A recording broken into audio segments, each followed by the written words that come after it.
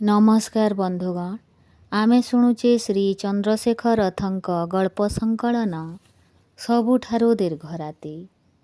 ଆଜି ଶୁଣିବା ଗଳ୍ପ ଦୀନବନ୍ଧୁ ଦାସ।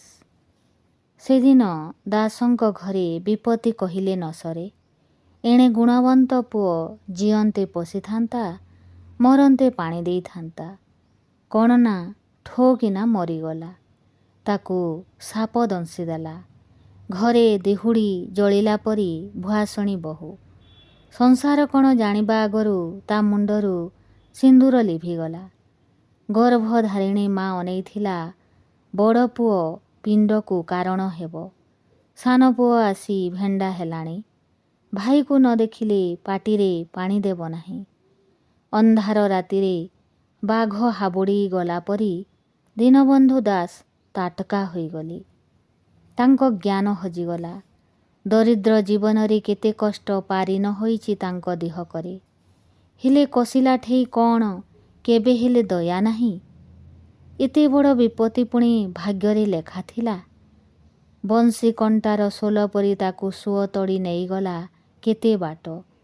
ତୋଟି ପର୍ଯ୍ୟନ୍ତ ଟେକି ଆଣିଲା ଶୋକର ସମୁଦ୍ର। ସଂସାରର ପ୍ରବଳ ବଢ଼ି ପାଣିରେ ଉଜାଣି କାଟିଲି। ଧର୍ମକୁ ଆଶ୍ରିତ ଏ ପରିବାର କେବଳ ଗୋଟିଏ ମାତ୍ର ଭରସାରେ ବଞ୍ଚିଛନ୍ତି। ସେ ହେଲେ ଠାକୁରେ। ସୁଖ ଦୁଃଖ, ମାନ ଅଭିମାନ, ସମ୍ପଦ ବିପଦରେ ସେଇ ମାତ୍ର ଜଣେ। ତାରି ବଳରେ ହମାପେଲି ଆସିଛନ୍ତି ଦୀନବନ୍ଧୁ ଦାସ। ଆଜକୁ 50 ବର୍ଷ ହେଲା। ଚଢ଼େଇ ଛୁଆ ମୁହଁରେ ଆହାର ଦେଲା ପରି ଦୁଇଟି ପୁଅଙ୍କୁ କେଡ଼େ କଷ୍ଟରେ ପାଳି ଆଣିଥିଲେ ତାର ସାହାପାକ୍ଷ ଉପରେ। ଯେଡ଼େ ଗରିବ ହେଲେ ମଧ୍ୟ ଗୃହୀ ହେଲାଠୁ ତାଙ୍କ ଧର୍ମ ସେ କେବେ ହୁଡ଼ି ନାହାନ୍ତି। ତାଙ୍କ ଦୁଆରୁ ଅଭ୍ୟାଗତ କେବେ ଫେରି ନାହାନ୍ତି। କେତେଥର ଭଲା ସେଇ ପୁଅ ସେଇ ବୋହୂ ତାଙ୍କ ସ୍ତ୍ରୀ ସେ ନିଜେ ଉପାସରେ ଶୋଇ ଭୋକିଲା ଅତିଥି ମୁହଁରେ ଆହାର ଯୋଗେଇ ନାହାନ୍ତି। କିନ୍ତୁ ଆଜି ତାଙ୍କ ବଡ଼ ପୁଅକୁ ସାପ ଦଂଶି ଦେଲା। ଏଇଆ କ'ଣ ପ୍ରଭୁଙ୍କ ଇଚ୍ଛା? ଦାସଙ୍କ ଦେହ ବାମ୍ଫେଇଗଲା କୋହରେ। ବିପତ୍ତି ଦେଲ ପ୍ରଭୁ ତୁମ ଇଚ୍ଛା। ହେଲେ ବଳ ଦିଅ ଜଗନ୍ନାଥ, ନହେଲେ ଭାସିଗଲି। ବଳ ଦିଅ, ବଳ ଦିଅ, ମନ ଦୃଢ଼ କରିଦିଅ, ବୁକୁ ପଥର କରିଦିଅ। ଏଭଳି ଜପ କରି କରି ଦାସେ ଘରେ ପଶିଲେ। କ'ଣ ବୋଲି କାହାକୁ ବୋଧ କରିବେ? କାହା ମୁହଁକୁ ଚାହିଁବାକୁ ଆଖି ଟେକି ପାରିଲେ ନାହିଁ।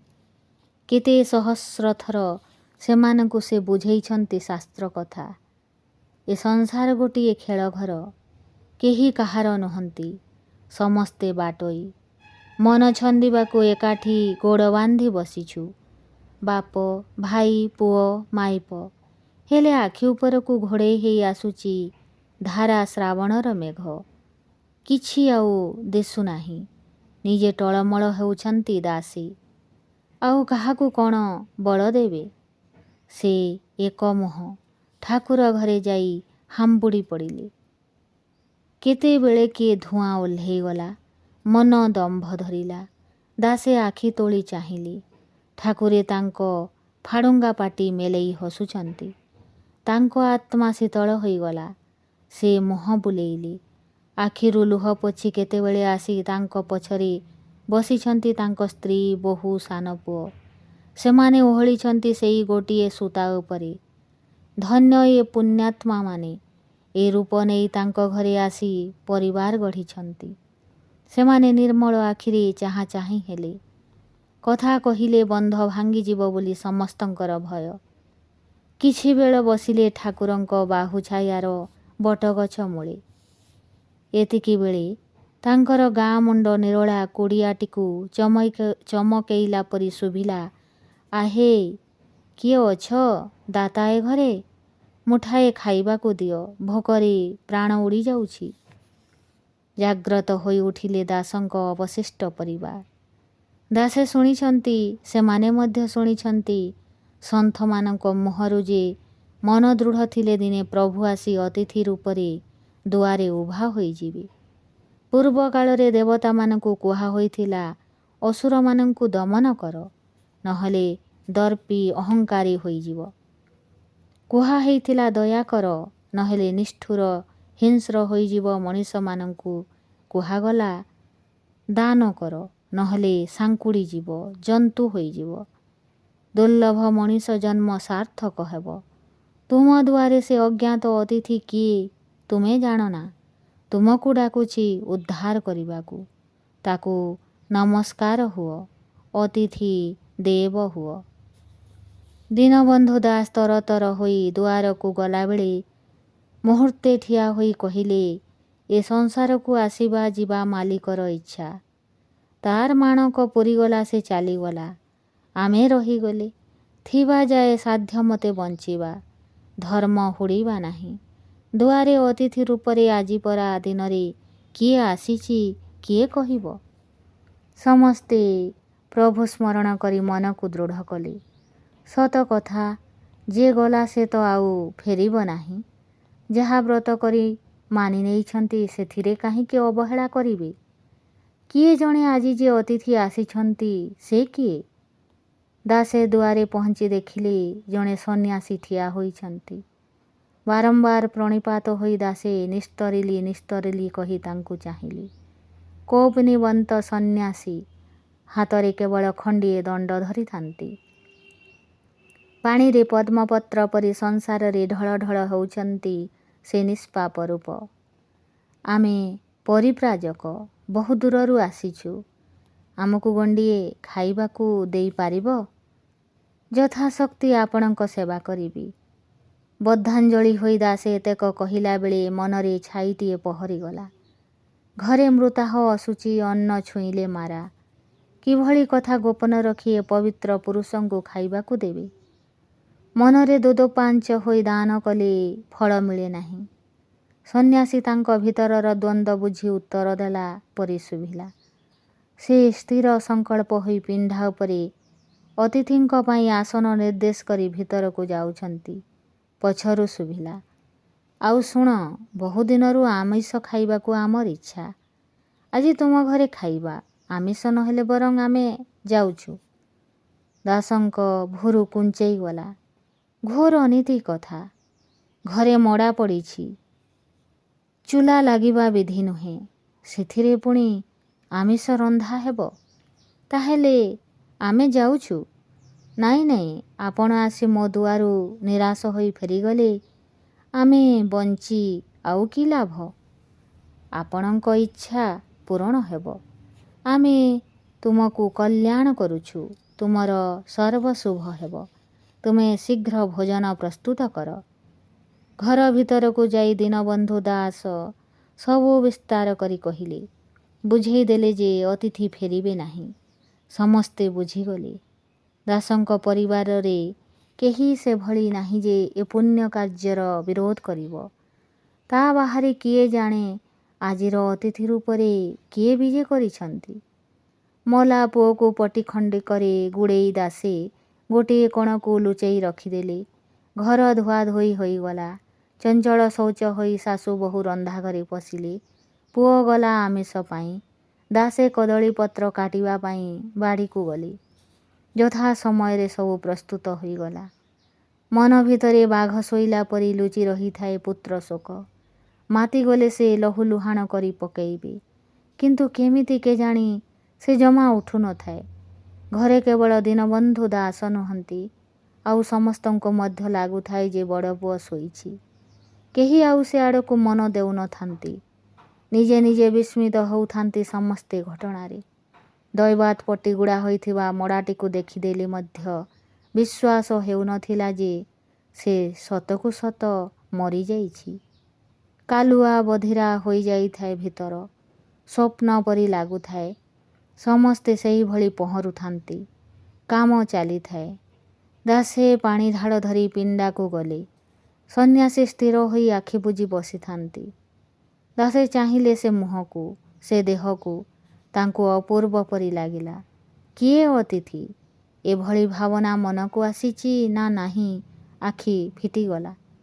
ସେ ଦାସଙ୍କୁ ଚାହିଁ ଅଳ୍ପ ହସି ପଚାରିଲେ, କ'ଣ ଭୋଜନ ପ୍ରସ୍ତୁତ ହୋଇଗଲା? କିବା ଭୋଜନ ଏ ଅଧମ ଆପଣଙ୍କ ସେବାରେ ଦେଇପାରିବ? ମୁହଁ ଧୋଇ ବିଜେ ହେବା ହୁଅନ୍ତୁ। ଆମେ ସଦାସୁଚି କିଛି ଧୋଇବା ପ୍ରୟୋଜନ ନାହିଁ। ଚାଲ, କେଉଁଠି ଭୋଜନ ଥୋଇଛ? ଦାସେ ବାଟ କଢ଼େଇ ନେଲେ। ରନ୍ଧା ଘରକୁ ଲାଗି ପା ଭାଗରେ ଠିଆ ହୋଇଥାଏ। ଦେଖିବା ମାତ୍ରେ ସନ୍ନ୍ୟାସୀ କହିଲେ, ଏ କ'ଣ ଅନ୍ନଶାଳା, ଯେଉଁଠି କଉଡ଼ି ଦେଇ ଅନ୍ନ କିଣାଯାଏ? ଏ ପରା ଗୃହସ୍ଥର ଯଜ୍ଞଶାଳା। ଏଠି ସମସ୍ତେ ଏକାଠି ବସି ଭୋଜନ କରିବା ବିଧି। ଅଳ୍ପ ହସି ପୁଣି କହିଲେ, ଆହାରରେ ବିଷ ପ୍ରୟୋଗ କରିବାକୁ ଥିଲେ ଏଭଳି ଜଣକୁ ଅଲଗା କରି ଖାଇବାକୁ ଦିଆଯାଏ। କଥା ଶୁଣି ସମସ୍ତେ ଚାହାଁଚେହିଁ ହେଲେ। ନିରୁପାୟ ପରିବାର ଅଗତ୍ୟା ଆଉ 4ଟି ପତ୍ର ବାଢ଼ି ଅତିଥିଙ୍କ ସହିତ ବସିଲେ। ଗଭୀର ସନ୍ତୋଷରେ ସନ୍ନ୍ୟାସୀ ଚାହିଁଲେ। ହଠାତ୍ କହିଲେ, ତୁମେ ଆମ ସହିତ କପଟ କରୁଛ। ଆମେ ଅନ୍ନ ସ୍ପର୍ଶ କରିବୁ ନାହିଁ। ତୁମେ ନିଜ ପତ୍ରରେ କାହିଁକି ଆମିଷ ବାଢ଼ି ନାହଁ? ଆମିଷ ବଢ଼ା ହେଲା, କିନ୍ତୁ ଦାସେ ମନରେ ଏତେ ଦୃଢ଼ ଆଉ ରହିପାରିଲେ ନାହିଁ। ଅତିଥି ସେବା ଅବଶ୍ୟ ତାଙ୍କ ଧର୍ମ। ଘରେ ବଡ଼ ପୁଅ ମରି ପଡ଼ିଥିଲେ ସୁଦ୍ଧା ସେ କର୍ତ୍ତବ୍ୟ କରିଛନ୍ତି। ହେଲେ କ୍ରିୟା ନ କରି କେମିତି ସେ ଏଡ଼େ ବଡ଼ ଅନୀତି କରିବେ? ଆତ୍ମାର ସଦ୍ଗତି ପାଇଁ ସତ୍କାର କରିବା ବିଧି। ସେ ହାତ ଟେକି ବସିଥାନ୍ତି। ଶେଷକୁ ଆଉ ସମ୍ଭାଳି ପାରିଲେ ନାହିଁ। କହିଲେ, ହେ ଅତିଥି ଦେବ, ଆପଣଙ୍କୁ ଶତ ଶତ ପ୍ରଣାମ। ଆପଣଙ୍କ କୃପାରୁ ଆମେ ବିପତ୍ତିରେ ବିହ୍ୱଳ ନ ହୋଇ ଆପଣଙ୍କ ସେବା କରିପାରିଛୁ, ଏହା ପରମ ଭାଗ୍ୟର କଥା। କିନ୍ତୁ ସାମାଜିକ ବିଧାନ ରହିଛି, ଆମେ ଆମିଷ ଭୋଜନ କରିପାରିବୁ ନାହିଁ। ଆଜି ସକାଳୁ ଆମର ବଡ଼ ପୁଅକୁ ସାପ କାମୁଡ଼ି ଦେଇଛି। ତାର ଶବ ସତ୍କାର ହୋଇନାହିଁ। ମୁଣ୍ଡ ତଳକୁ ପୋତି 4 ଜଣ ବସି ରହିଲେ। ହୁଡ଼ା ହୁଡ଼ା ହୋଇ ପାରି ହୋଇଗଲା କଳା କଳା ମେଘ। ସନ୍ନ୍ୟାସୀ କହିଲେ, ଏ କଥା ଏଯାଏଁ କାହିଁକି ନ କହି ରହିଥିଲ? ତାକୁ ଆଣ, ଆମେ ଦେଖିଲେ ସିନା ବିଶ୍ୱାସ ଯିବା। ଦାସଙ୍କ ଆତ୍ମା ପଞ୍ଜୁରୀ ଦୋହଲିଲା। ସେ କାତର ହୋଇ ମନେ ମନେ ଡାକି ଲାଗିଲେ, ଏମିତି କ'ଣ ପରୀକ୍ଷା କରାଯାଏ ପ୍ରଭୁ? ଅଜ୍ଞାନ ମଣିଷ, ଦୁର୍ବଳ ମନ, ହୃଦୟ ବିଦାରୀ ହୋଇଯିବ। ଦମ୍ଭ ଧରି ରହିହେବ ନାହିଁ। ସମ୍ଭାଳି ଯାଅ ପ୍ରଭୁ, ଶକ୍ତି ଦିଅ। ପିଣ୍ଡଟିକୁ ଆଣି ଶୁଆଇ ଦିଆହେଲା। ପଟି ଫିଟିଗଲାରୁ ଯେ ଯାହା କୋହ ସମ୍ଭାଳି ବସି ରହିଲେ। ଆଶ୍ରୟ ନେଲେ ବିଶ୍ୱାସରେ। ହଠାତ୍ ଆଖିକୁ ଆସିଲା ନୂଆ ଦୃଷ୍ଟି, ମନକୁ ଆସିଲା ନୂଆ ବଳ। ଶବ ଦିଶିଲା ଶବ ପରି। ଯାହା ସବୁ ଦୋହଲୁଥିଲା ସ୍ଥିର ହୋଇଗଲା। ମେଘାଚ୍ଛନ୍ନ ଆକାଶ ନିର୍ମଳ ହୋଇଗଲା। କ'ଣ ହେଲା, କେମିତି ହେଲା, କାହାକୁ ଜଣାଗଲା ନାହିଁ। ସମସ୍ତେ ଦେଖିଲେ ଯେ ସନ୍ନ୍ୟାସୀ ତାଙ୍କୁ ଚାହିଁ ଅଳ୍ପ ଅଳ୍ପ ମଧୁରିଆ ହସ ହସୁଛନ୍ତି। କଟୁ ପରିହାସ କଲା ପରି ଶୁଭିଲା, ତୁମେ ପରା ବାପ, ବଡ଼ ପୁଅ ମରି ଶୋଇଛି, ତୁମେ ଏଡ଼େ ନିର୍ମମ, ଏଡ଼ିକି ନିଷ୍ଠୁର ଯେ ଆମିଷ ଅନ୍ନ ଭୁଞ୍ଜି ବସିଛ। ତୁମ ତୁଣ୍ଡକୁ ହାତ ଯାଆନ୍ତା କିପରି? ଏଭଳି ପରିହାସରେ ଆହତ ହେଲେ ନାହିଁ ଦୀନବନ୍ଧୁ ଦାସ। ତାଙ୍କୁ ବାଧିଲା ନାହିଁ। ସେ ଧୀର ସ୍ଥିର ହୋଇ ସନ୍ନ୍ୟାସୀଙ୍କ ମୁହଁକୁ ଚାହିଁ କହିଲେ, ମୁଁ ଜ୍ଞାନୀ ନୁହେଁ। ଏ ସଂସାର ବ୍ୟବହାର ବଡ଼ ବିଚିତ୍ର। ଏ ରହସ୍ୟ ବୁଝିବା ମୋ ଆୟତ୍ତରେ ନାହିଁ। ମୋତେ ଯାହା ଦିଶୁଛି ଶୁଣନ୍ତୁ। ଫଗୁଣ ମାସରେ ଆମ୍ବ ବଉଳେ, ପତ୍ର ଦିଶେ ନାହିଁ। ତା ଋତୁରେ ବଉଳ ଆସେ। କୋଟି କୋଟି ଫୁଲ କଢ଼ରୁ କିଏ ରହେ, କିଏ ଯାଏ। ଯେ ଡେମ୍ଫରେ ଲାଗି ରହିଲା, ତାକୁ ଗଛ ବାରଣ କରେ ନାହିଁ। ଯେ ପବନରେ ଝଡ଼ିଗଲା, କୁହୁଡ଼ିରେ ମଉଳିଗଲା, ତାକୁ ରଖିପାରେ ନାହିଁ। ଗଛର ଅଣାୟତ୍ତରେ ଯେମିତି ବଉଳ ଆସିଥିଲା, ସେମିତି ଅଣାୟତ୍ତରେ ଝଡ଼ିଗଲା। ସେଥିରୁ ଗଛର କିବା କର୍ତ୍ତବ୍ୟ? ଗଛ ତ ଗଛ ହୋଇ ରହିବ। ସନ୍ନ୍ୟାସୀ ସେମିତି ହସି ହସି ଚାହିଁଲେ ମା'କୁ। ତୁମେ ଗର୍ଭଧାରିଣୀ, 10 ମାସ ବୋହିଛ, ରକ୍ତ ମାଂସ ଦେଇ ଏ ପିଣ୍ଡ ଗଢ଼ିଛ। ତୁମର ହୃଦୟ କିପରି ସମ୍ଭାଳିଲା? ବଡ଼ ପୁଅ ମରି ଶୋଇଛି, ତୁମେ ଆମିଷ ବାଢ଼ି ବସିଛ ଖାଇବ ବୋଲି। ସଂସାରରେ ଲୋକେ କ'ଣ କହିବେ?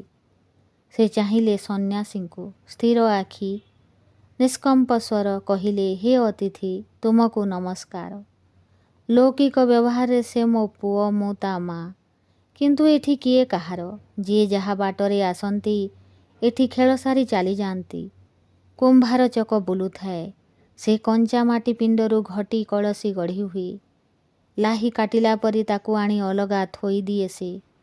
ସେଥିରୁ କିଏ ସେଇଠି ଭାଙ୍ଗିଯାଏ, ଆଉ କିଏ ଶୁଖିବା ଯାଏ ରହେ ପୁଣି ଭାଙ୍ଗିଯାଏ। କିଏ ପୋଡ଼ ଖାଇ ବାହାରେ ତେବେ ସୁଦ୍ଧା ଭାଙ୍ଗିଯାଏ। ଚକ ଉପରୁ କାଟି ନେଲା ଉତ୍ତାରୁ ଘଟି କଳସି ଯେ ଯାହା ଭାଗ୍ୟ ନେଇ ବାହାରିଲେ ସେଥିରେ କୁମ୍ଭାର ଚକର କ'ଣ ଥାଏ? ସନ୍ନ୍ୟାସୀଙ୍କ ଆଖି ମୁହଁ ଉଜୁଳି ଉଠିଲା। ସେ ଭାଇକୁ ଚାହିଁ କହିଲେ, କିହେ, ତୁମେ ପରା ସହୋଦର, କେତେ ସ୍ନେହ ଆଦର ସେ ତୁମକୁ ନ ଦେଇଛି। ତୁମେ କେମିତି ସେସବୁ ଭୁଲିଗଲ? କେମିତି ମଲା ଭାଇକୁ ଆଡ଼ କରିଦେଇ ବସିଛ ଅନ୍ନ ଖାଇବାକୁ?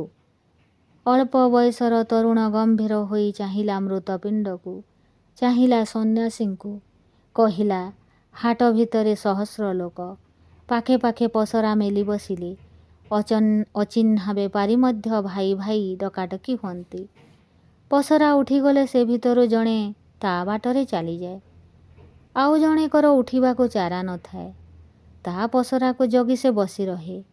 ତାର ଆଉ ଉପାୟ କ'ଣ? ସନ୍ନ୍ୟାସୀ ଚାହିଁଲେ ବୋହୂ ମୁହଁକୁ।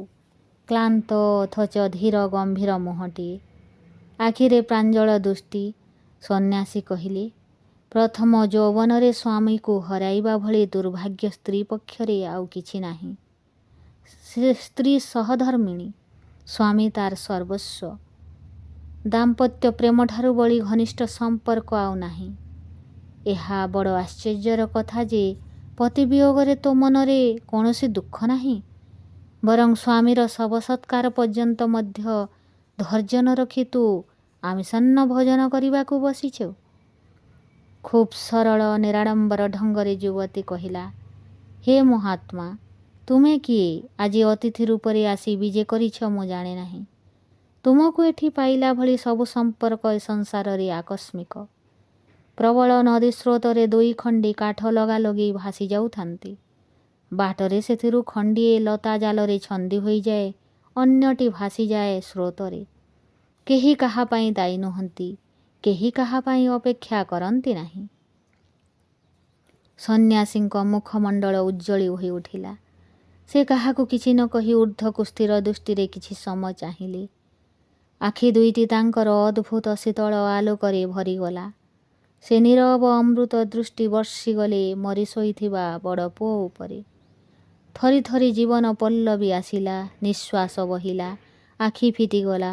ନିଦରୁ ଉଠିଲା ପରି ସେ ଉଠି ବସିଲା। ଚାହିଁଲା ବିସ୍ମୟରେ ସମସ୍ତଙ୍କୁ।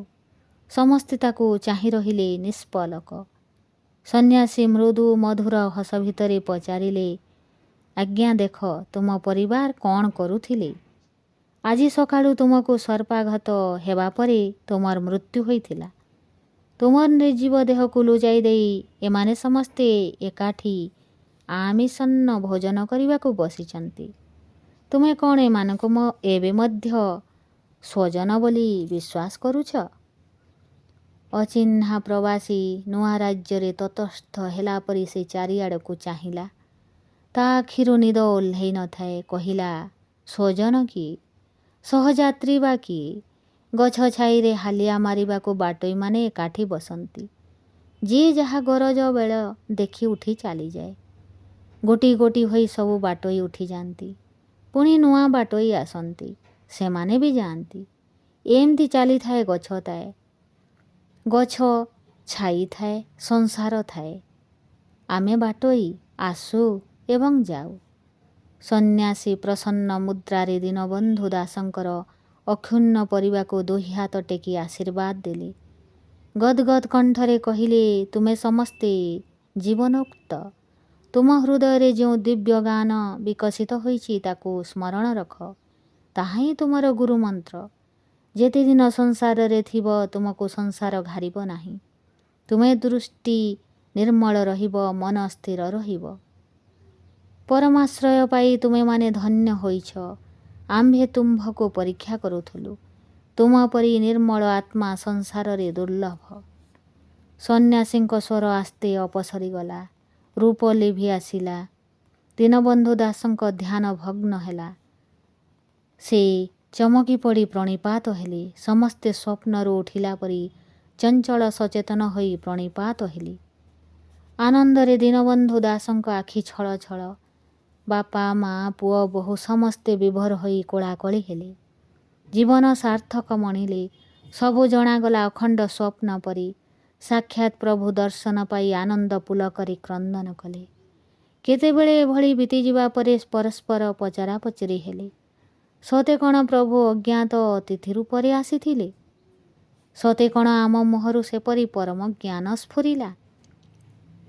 ସେ ଯେ ପୁଅ ଅଚେତ ହୋଇ ପଡ଼ିଥିଲା, ସେଇଟା ମୃତ୍ୟୁ ନା ନିଦ୍ରା? ଯାହା ଦଂଶନ କଲା ବୋଲି ଆମେ ଭାବିଥିଲେ, ତାହା ସାପ ନା ଦଉଡ଼ି? ଏହିପରି ବିଶ୍ୱାସର ପ୍ରଶ୍ନ, ଏହିପରି ପ୍ରଭୁ ଦର୍ଶନର ସ୍ମୃତି ତାଙ୍କର ଅବଶିଷ୍ଟ ଜୀବନ